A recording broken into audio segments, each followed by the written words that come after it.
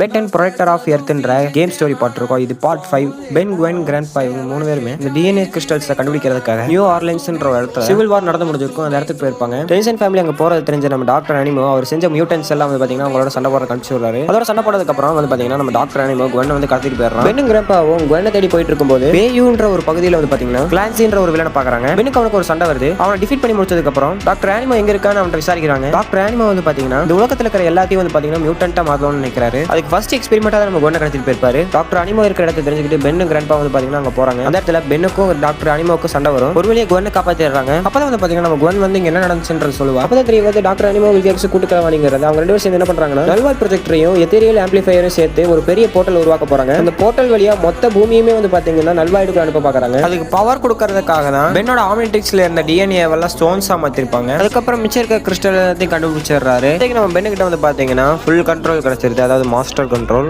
நம்ம எப்படியாவது வில்கேக்ஸோட திட்ட தடுத்தாகணும்னு சொல்லிட்டு அவங்க கிளம்புறாங்க. மிச்ச ஸ்டோரி அடுத்த வீடியோல பார்ப்போம்.